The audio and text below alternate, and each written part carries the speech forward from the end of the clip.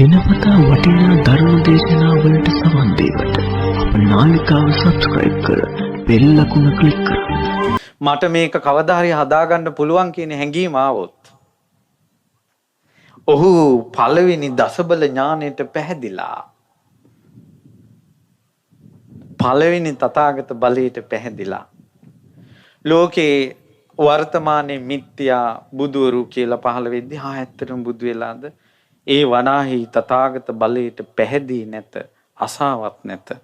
පෙරපස නොවි එක බුද්ධ ශාසනයක එක බුදුරයයි. සිදුවේ හැකි දේ නොහැකි දේ.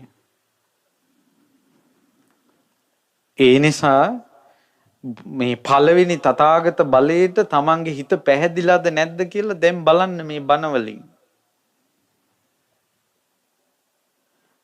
බුදු කෙනෙක් පුළුවන් කියපු දේ බෑ කිව්වොත් කවුරු හරි ඔහුට ශ්‍රද්ධාව නැත. බුදුරජාණන් වහන්සේ නිකලස් කෙනෙක් කියලා වදාරාට අහවල් කෙලෙසේ බුදුරජාණන් වහන්සේ තුල ප්‍රහාණය වී නැත කියලා දෙවියන් මරුම් බඹුන් සහිත ලෝකේ කිසි කෙනෙකුට චෝදනා කරන්න පුළුවන් අංශු මාත්‍රයක්වත් නිමිත්ත මත්තම්පි භික්ඛවෙන සමනුපස්සාමි නිමිත්තක්වත් දකින්නේ බුදු කෙනෙක්ගේ ක්ලේශයක් තියෙන්න පුළුවන් කියලා කියන්න පුළුවන් කෙනෙක්ගේ නිමිත්තක්වත් පේන්නේ බුදු කෙනෙකුට. බුදු කෙනෙක්ගේ ක්ලේශයක් තියෙනවා කියලා කියන්න පුළුවන් බවක් ලෝකේ නැහැ. සිදුවේ නොහැකි. ඒත් පොත්වල ලිව්වද නැද්ද? බුද්ධ චරිතය ලියපු සමහර පොත්වල බුදුරජාණන් වහන්සේ යසෝදරාව බලන්න ගිය වෙලාවේ මොහොතකට හිත අතීතයට ගියාය කියලා කෙලෙස් වචන දාලා මේ සත්වයෝ පවුපුරව ගත්තා. ඔවුන්ගේ පරලෝක ගතිය භයානකයි. පරලෝක ගතිය භයානකයි. බුදුවරුත් එක්ක සෙල්ලම් බෑ. බුදුරජාණන් වහන්සේගේ ගැන පොත්පත් ලියලා බුදු කෙනෙකුට අපහදින විදිහට ඔහු අක්ෂරයෙන් අක්ෂරය කල්ප කෝටි ගාණක් දුක් විඳින පව් රැස් කර ගන්නවා. බුදුරජාණන් වහන්සේ සම්මා සම්බුදුයි කියලා කිව්වට අහවල් දේ බුදුරජාණන් වහන්සේ අවබෝධ කරලා නැහැ කියලා කියන්න පුළුවන් කෙනෙක්ගේ නිමිත්තක්වත් දකින්න නැහැ. එහෙම කියන්න බෑ. ඒක සිදුවේ නොහැකි දෙයක්. බුදුරජාණන් වහන්සේ සියල්ල අවබෝධ කළා කියන එක සිදුවේ හැකි දෙයක්. බුදුරජාණන් වහන්සේ වදාළ මේ මාවතේ ගිහිල්ලා ප්‍රතිඵල ලබා ගන්න බෑ කියලා කරුණ සහිතව දෙවියන් මරුම් බඹුන් සහිත ලෝකෙ කිසි කෙනෙකුට කියන්න බෑ. ඒක සිදුවිය නොහැකි දෙයක්. බුදුරජාණන් වහන්සේ වදාළ ප්‍රතිපදාවේ ගමන් කළොත් ප්‍රතිඵල තියෙනවා කියන එක සිදුවිය හැකි දෙයක්. ඊළඟට බුදුරජාණන් වහන්සේ ගැන ওই විදිහට විසරද ඥාන 4. බුදුරජාණන් වහන්සේ යමක් අනතුරුයි කිව්වද ඒ අනතුරුදායක දේ අනතුරුමයි. කාටවත් එක නැහැ කියලා කියන්න බෑ. එහෙම කවුරු හරි කියනවා නම් ඒක සිදුවිය නොහැකි දෙයක්. පින්වත් මහණෙනි, ඇහෙන් රාගයක් උපද්දවගෙන මොකක් හරි දිහා බලා ඉන්න එපා කිව්වා. ඊට වැඩිය හොඳයි උල් වෙච්ච යකඩ කූරක් රත් කරලා ඇනගනින් කිව්වා ඇහැට. උල් වෙච්ච යකඩ උලක් රත් කරලා ඇහැට ඇනගනිද්දී ඒ මුල් කරගෙන නිරේ යන්නේ නැහැ. සිදුවිය නොහැකි. ඒත් පින්වත් මහණෙනි, ඇහෙන් රූපයක් බලලා රාගේ උපද්දවගෙන ඉන්න වෙලාවක මැරුණොත් නිරේ උපදිනවා කිව්වා. සිදුවිය හැකි. මං ඔය කිව්වේ පෝන් සෙල්ලමට. ඒ මොහොතේ මැරුණොත් රෑ එළි වෙනකල් පෝන් එකේ ඉඳලා රාග ගින්නෙන් දෙවි ඉඳලා රෑ යහන්නේම මිය ගියොත් පින්වත් මහණෙනි, කනෙන් ශබ්දයක් අහලා කන අසංවර කරගන්න එපා. ද්වේෂයක් රාගයක් උපද්දවා ගන්න එපා. ඊට වැඩිය හොඳයි උල් වෙච්ච නියනකින් හරි කනට ඇනගනින්නලා කිව්වා. මක් නිසාදයක් රත් වෙච්ච උලකින් කනට අනිද්දී ඒ මුල් කරගෙන නිරේ උපදින්නේ නැහැ. සිදුවිය නොහැකි. ඒත් කනින් යමක් අහලා රාගේ තරහව උපද්දවගෙන ඒ මොහොතේ මැරුණොත් නිරේ උපදිනවා කිව්වා. ගොඩාක් අය පව් රැස් කරගත්ත පහුගිය කාලේ. පහුගිය කාලේ බණ කියලා එක එක්කෙනා බයිනේ වහගෙන කොහෙන් හරි තරහක් උපදව ගන්න. තරහින් අහනවා. ඒ වෙලාවේ මැරුණොත් ඒ නිසා පින් ඕනේ නැහැ, කුසල් ඕනේ නැහැ. ඒවා බුදුබණ නෙවෙයි. පින්වත් මහණෙනි, අකුසලයක් කළාට පස්සේ, පවක් කළාට පස්සේ, අයහපත් දෙයක් කළාට පස්සේ ඒකෙන් සැපක් උපදිනවා නම් අංශු මාත්‍ර සැපක් උපදිනවා නම් මා වනාහි අකුසල් දුරු කරන්න කියලා කියන්නේ කිව්වා. පින්වත් මහණෙනි, අකුසල් නිසා දුකම උපද්දවන නිසා, පාපේ නිසා දුකම උපද්දවන නිසා දස බලධාරී තථාගතයන් වහන්සේ පාපේ කරන්න එපා කියලා දේශනා කරනවා. අද කාලේ හැටියට ඔය සිල් ඔහොම රකින්න ඕනේ නැහැ. අද කාලේ හැටියට ඉතින් ඕවා විනාශ කරගත්තට කමන්නේ කියලා එක එක මේ සමයන් නටලා බෝල පාස් කරන චරිත තියෙනවානේ මේ බුද්ධ ශාසනයෙම. ඒ ඔවුන්ගේ බණයි බුදුරජාණන් වහන්සේගේ ධර්මයේ වෙන එකක්. ඥාන බල 10ක් ඇති හිින් පළවෙනි ඥාන බලය ගැන එසේ කෙටියෙන් විස්තර කරන කලේ බුදුරජාණන් වහන්සේගේ පළවෙනි දේ තමයි ඥාන බලය. සිදුවේ හැකි දේ නොහැකි දේ දන්නා නොවන. තමන්ගේ අතින් පවක් වුණත් මේකෙන් මට අනාගතේ දුක් විඳින්න වෙයි කියන දැක්ම තියෙන්න ඕන. ඒ පළවෙනි බලයට පැහැදිලා. තමන් පිනක් කරනකොට මේකෙන් සැපේ උපද්දනවා කියන දැක්ම තියෙන්න ඕන. ඒවත් සිදුවේ හැකි දේවල්. ඊළඟ මම මේ පවක් කරනවා අපේ මිනිහට බැන්නට කමන්නේ නැහැ. ඌ එච්චර ගානක් නැහැ ඉතින්. මන්නේ ජොබ් එක කරලා ඔය සල්ලි ගේන්නේ. මන්නේ කණ්ඩ දෙන්නේ මං කණ්ඩ දීලා මං බැන්නට මොකෝ. එතකොට මම කණ්ඩ ගේනවා නම් මම හම්බ කරනවා නම් මම බයින් එකෙන් රැස් වෙන අකුසලෙන් විපාක අයහපත් විපාක හැදෙන්නේ නැහැ. ඒ යාගේ බණ. බුදුරජාණන් වහන්සේගේ ධර්මයේ වෙන එකක්. ඒ නිසා කුසල් වඩන්න පුළුවන්, අකුසල් දුරු කරන්න පුළුවන් කියන දැක්ම හිතේ අදහස තියෙන එක පළවෙනි ඥාන බලයට පැහැදීමයි. අපි දන්නේම නැතුව දසබල ඥානවලට අපේ අතින් අප්‍රසාදේ සිද්ධ වෙනවා. සරණ නොයෑම සිද්ධ වෙනවා. ඒ නිසා ඒව වළක්වා ගන්න ඕන. ඊළඟට තියෙනවා අශෘතව පුතඥයා තමයි මේ ලෝකේ නිට්ටයයි කියලා ගන්නෙ. අශෘතව පුතඥයා තමයි මේ ලෝකේ සැපයි කියලා ගන්නෙ. අශෘතව පුතඥයා තමයි මේ ලෝකේ ආත්මයි කියලා ගන්නෙ. අශෘතව පුතඥයාගේ අතින් තමයි අම්මා මැරෙන්නේ, තාත්තා මැරෙන්නේ. දැන් ළඟදි දවසක කෙල්ලෙක් අතින් කෙල්ලගේ පෝඩ් එක අම්මා ගත්තාය කියලා මේ කෙල්ල හැන්දෑවේ අම්මට නෙස්ටෝ මූල් එකක් හදලා දුන්නා නිදි පිටි දාලා. අම්මා මැරුණා. මේ ෆෝන් එකෙන් බිහි කළ ආශ්‍රිතවත් අන්ධ බාල පෘතජ්ජනේ මව මැරෙනවා. ඊළඟට මේ දැන් අපි එනකොට ආරංචි වුණා ඔය මේ කොහිදෝ පැත්තක බෝගහක් කපලා මිනිස්සු වඳින පුදන. ඊට පස්සේ ටික දවසක් යනකොට මේ මිනිහයාම ගහ කෙල්ලලා මැරිලා. අපිට අරක කරපු එකට මේකේ විපාක කියලා අපිට එහෙම හිතන්න පුළුවන්. නමුත් අශෘතවත් අන්ධ බාල පෘතජ්ජනයා තමයි කිව්ව බෝධියට අනතුරු කරන්නේ. ඒ සිතිවිල්ල පවයන්නේ. බුදු කෙනෙක්ගෙන් ලේසෙල වීම තරම්ම විපාක එනවා කිව්ව බෝධියට අනතුරු කිරීමෙන්. නාගසේන මහරහතන් වහන්සේ දේශනා කරනවා. පින්වත් රජතුමනි, බෝධීන් වහන්සේගෙන් වැටුණ බෝපතක් මළුව සුද්ධ කරන අදහසින් අයින් කළොත් එහෙම එහි පින කල්ප කෝටි ලක්ෂයක් එනවා කිව්වා. එක පතක් අයින් කිරීමේ පින. හැබැයි පින්වත් රජතුමනි, නපුරු සිතෙන් තරහ සිතෙන් බෝධියේ පොත්ත නියපොත්තෙන් හීරුවත් ඊළඟ ජීවිතේ නිරේ උපදිනවා කිව්වා.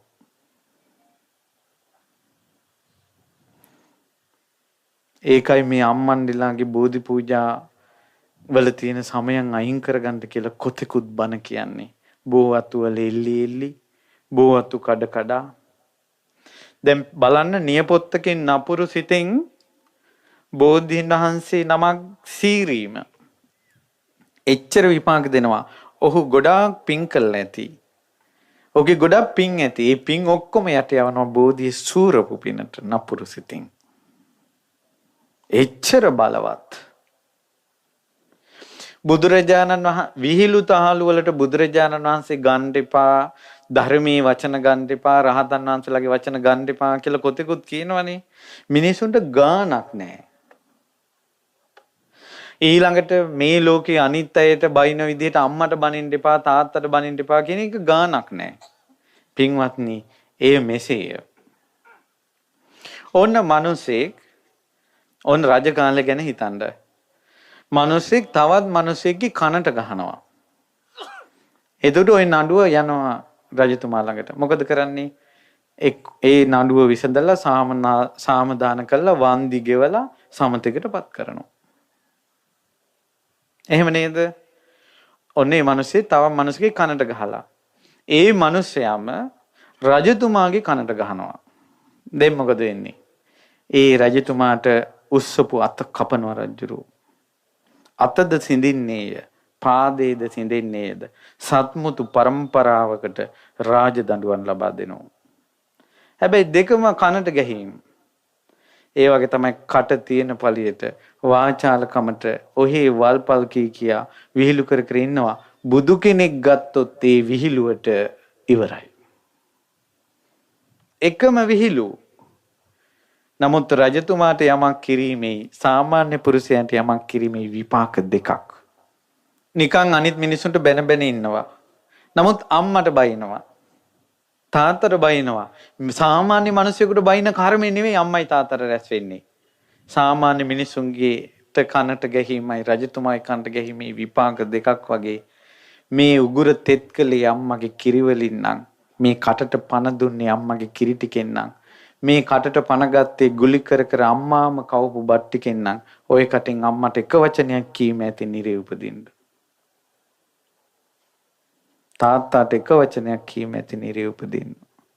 ශාස්ත්‍ර අම්මා තාත්තා එසේනම් මේ කටින් බුදුරජාණන් වහන්සේට අගෞරව කළොත්, ධර්මයට අගෞරව කළොත්, සංඝයාට අගෞරව කළොත් කෙසේනම් විපාක හැදෙන්නේද?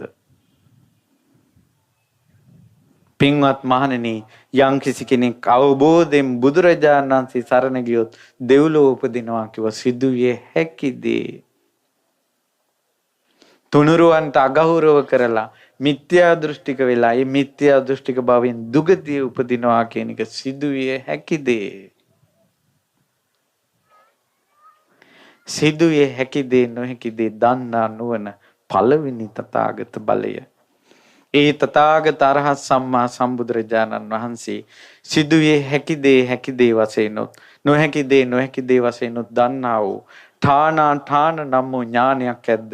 ඒ උත්තම ඥානයට නමස්කාර වේවා. සාදු සාදු සා. දෙවෙනි තථාගත බලය සෝහි භගවා අතීතානාගත පච්චුප්පන්නානං කම්ම සමාදානානං ඨානසෝ හේතුසෝ විපාකං යථා භූතං පජානාති.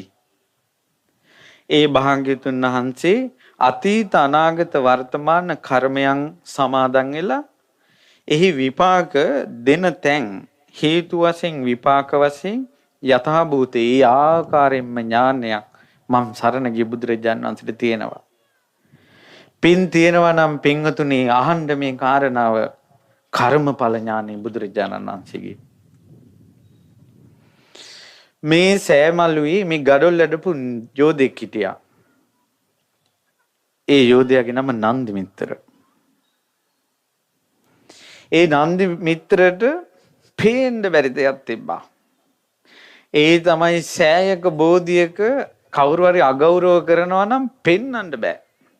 නන්දි මිත්‍ර තූපාරාමේ ළඟින් යනකොට ඉස්සර එලාගේ යටතේ හිටියේ. යනකොට දැක්කා මේ සරම රෙද්ද උස්සගෙන මිනිහෙක් යනවා තූපාරාමේ මළුවට. මොකද මේ පේන්න බැරි එකක් තිබ්බනේ මේ තුනුරුවන්ට ගෞරව කරන එක. නන්දි මිත්‍ර අඩියට දෙකට ගියා. මේක වර්චස් කරනවා සෑම මළුවේ.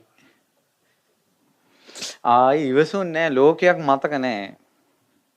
ඇඟට කරන්ට් එක වැදුනා වගේ එනවා. ඒ යෝධයන්ට පින්වත්නි ආවේගයේදී සසරේ කරපු පුණ්‍ය 이르දි එනවා. හොඳ හෝ නරක. දැන් වේලුසුමන කියන්නේ සාමාන්‍ය පුරුෂයෙක්.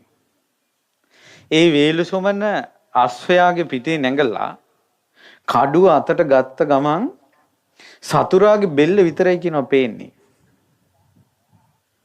සසරේ කකුසඳ බුදුරජාණන් වහන්සේට මුව මස් පූජා කරපු පින්බලෙන් මහත් වූ කාය ශක්තියක් හටගත්තා. ඔහුට කඩුව අතට අරගෙන අශ්වයා පිට යනකොට වේගෙන් ඊතලයක්සේ යන අශ්වයාත් ඔහුගේ තියුණු අසිපතත් අසහාය කාය ශක්තියත් සතුරු සුන්නත් දූලි කරනවා. ඔහුගේ ඇඟට ඊතලයක්වත් එන්නේ නැහැ. පුණ්‍ය 이르දිය. ඒ වගේ මහා පුණ්‍ය 이르දිය තියෙන අය මේ සෑයට gadul ඇද්දා. ඉතින් එක අංගන් දන්නවා නන්දි මිත්‍ර මෙහෙම ඉඳගෙන ඉන්න කාට මෙහෙම එක ඇඟිල්ලෙන් ගහන්නේ එහෙම වැටෙනවා කතා කරගන්න බැරුව යනවා. එහෙම එක කකුලක් පාගගෙන අනිත් කකුලෙන් මෙහෙම අදිනවා. කෙහෙල් පට්ටයක් දෙපැත්තට දැම්මා වගේ තැරි ගහිලා යනවා. වීසි කළා. හිටපන් කියලා හිටියා එතනම. තව එකෙක් වරින් කියලා. එක එක එනවා. එක එක ඉරුවා.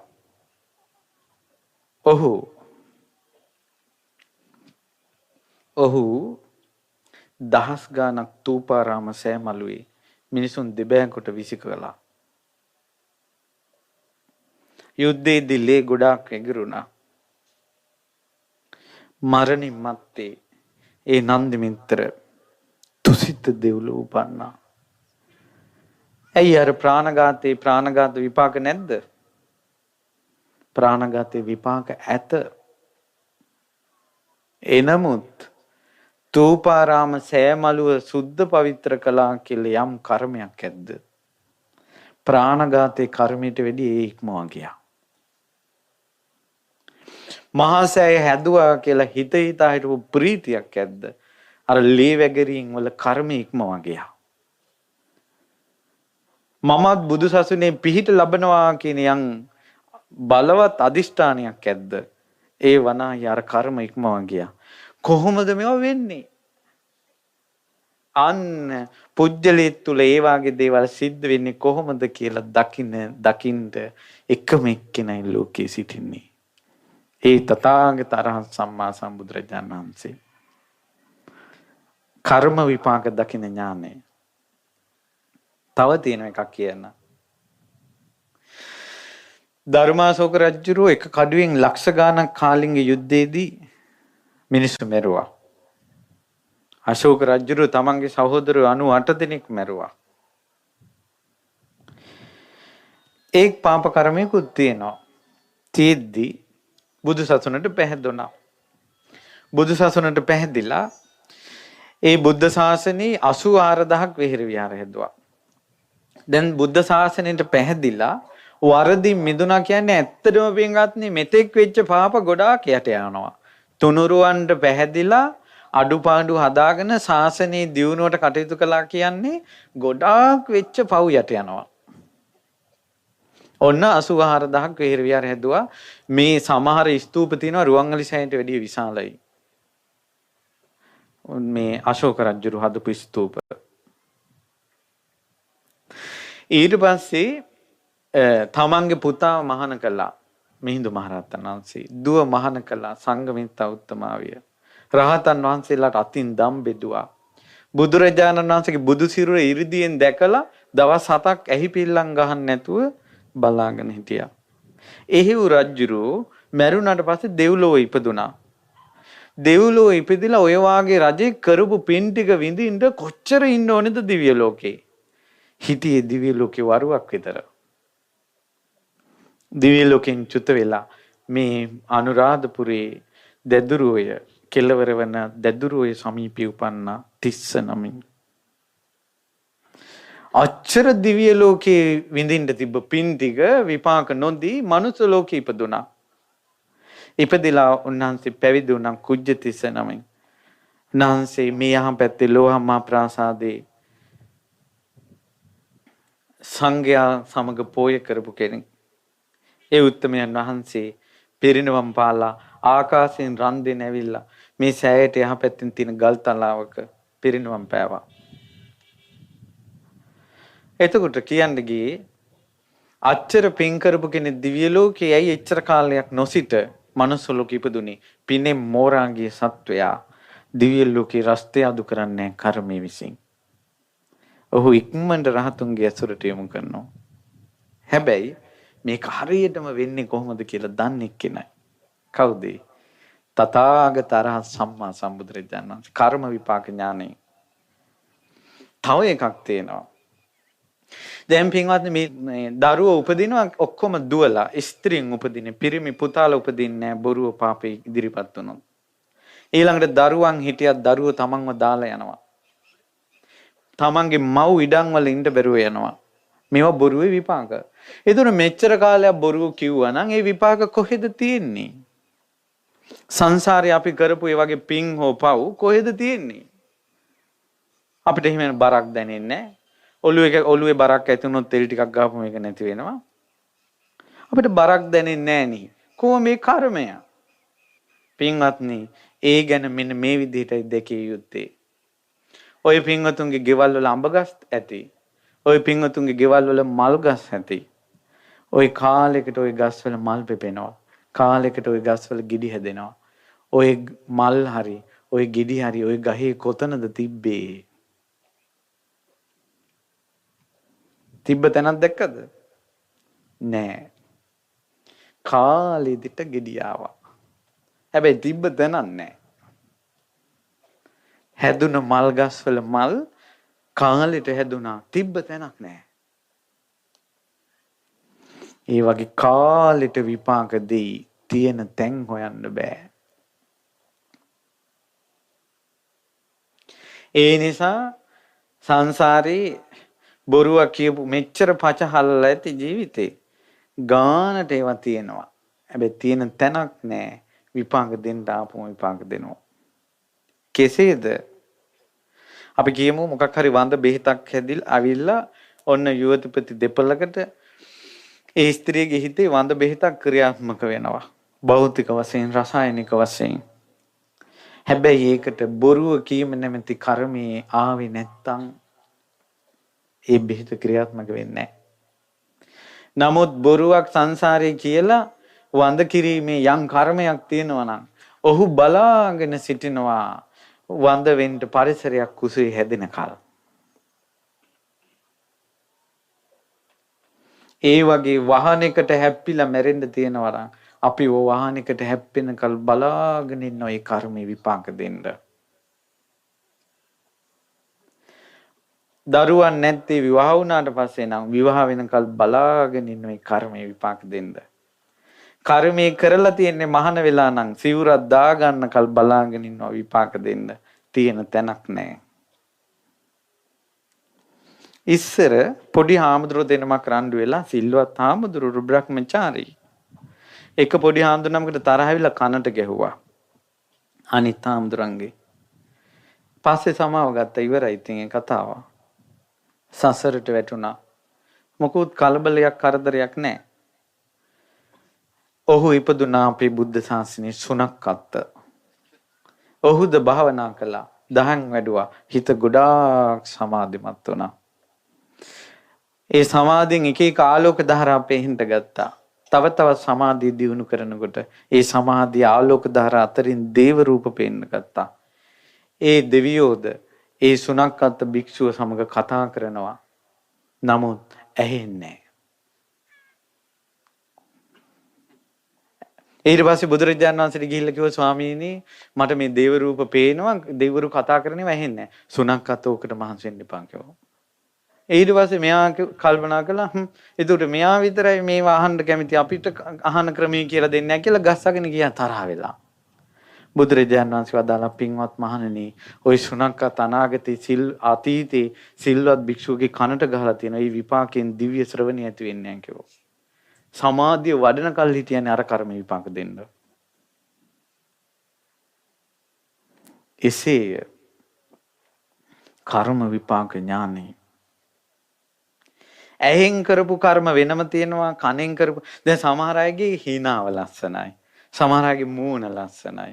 සමහර අය ගොඩාක් ලස්සනයි හෙන මෝඩයි. අපිට සමහර අය දැකලා හිතෙනවා ගොඩාක් ලස්සනයි, පොඩ්ඩක් කතා කරපුවා හරි මෝඩයි, හිතෙනවා ලස්සන කණ්ඩද කියලා. ඒතර කොහොමද මේ වෙන්නේ මේවා? කොහොමද වෙන්නේ? සමහර අයගේ ඉරියව් සාන්තයි, කතා කරපුවම තනිකර මිත්‍යා දෘෂ්ටිකයි. ඒතර කොහොමද මේවා වෙන්නේ? සමහර අයගේ හඬ තියෙනවා, කටහඬින් ලෝකෙම ප්‍රසිද්ධ වෙනවා. ඔහු ලංකාවේ ඉන්න ගීත කියන අය හඬින් ප්‍රසිද්ධ වෙච්ච අය. ඇඟේ මස් ටික ගුලි කරලා හදාගෙන අර මොනවද ජිම් කරලා ඒකෙම ලෝකෙ ප්‍රසිද්ධ වෙන්නේ අයෝ නැද්ද? ඇඟ නිසා ප්‍රසිද්ධ වෙනවා. එදිර මේ එක දේවල් වලින් මේ ලෝකෙ ප්‍රසිද්ධ වෙනවා හෝ ලෝකෙ නින්දා ලබනවා. එක ඉරියව් හැදෙනවා. කොහොමද ඒ වෙන්නේ? ඒක වෙන්නේ මෙහෙමයි. උපමාවක්. ගොඩාක් බීජ තියෙන බීජ මේ මල්ලක් ගොඩාක් බීජ තියෙනවා. ඒ බීජ මල්ල කුඹුරක වපුරනවා. වපුරුවාට පස්සේ ඒ එකම කුඹුරේ ඒ බීජ හැදෙනවා. දැන් ඔන්න මේ වී ඇටයි, මුං ඇටයි, තල ඇටයි, අඹ ඇටයි ඔක්කොම ටික එකතු කරලා කුඹුරකට ඉහිනවා. ඉහිය ගමම්ම වී ඇටෙන් වී පැල ගොයන් ගහ පැලවෙනවා. තල ගහෙන් තල ඇටෙන් තල ගහ පැලවෙනවා. මුං ඇටෙන් මුං පැලවෙනවා. ඒ වගේ තමයි අම්මා කෙනෙක්ගේ කුසේ කලලයක් හැදුනට පස්සේ සංසාරේ ඇහැ පිනිස කරපු කර්මෙන් ඇහැ හැදෙනවා. ඒක කනට බලපාන්නේ නැහැ. කනෙන් කරපු කර්මෙන් කන හැදෙනවා. නාසයෙන් කරපු කර්මෙන් නාසය හැදෙනවා. දිවෙන් කරපු කර්මෙන් දිව හැදෙනවා. ඇඟෙන් කරපු කර්මෙන් ඇඟ හැදෙනවා. මේ ඇඟේ රෝම කූපේ පවා කර්මානුරූපව හට ගන්නවා. පින්වත් මහණෙනි, සසරේ මා බොහෝ කුසල් කොට ඇති හේන්, බොහෝ පින් කොට ඇති හේන් මාගේ ශරීරයේ එක රෝම කූපයක එක ලොම් ගහයි හටගන්නේ. බුදු කෙනෙක්ගේ ඇඟේ ලොම් ගහ පවා කර්මානුරූපව හට ගන්නවා. ඒකයි කර්ම විභාගේ. අපි මොනවා කරන්නද? එපා කියන්නද? මේ විදිහේ සත්වයා පින්වත්නි, මනුස්ස යෝනියේ ඉපදුනොත් ඔහු අනාහි මිනිසයාය. ගව යෝනියේ ඉපදුනොත් ඔහු අනාහි ගවයාය. දේව ලෝකයක ඉපදුනොත් ඔහු අනාහි දෙවියාය. නමුත් මේ සත්වයන්ට බුදුරජාන් වහන්සේ වදාළේ කම්ම යෝනි, කර්මෙන් ඉපදුන අය. කර්මයෙන් ඉපදුන අය. ඒකයි මෝහක්ඛයෝ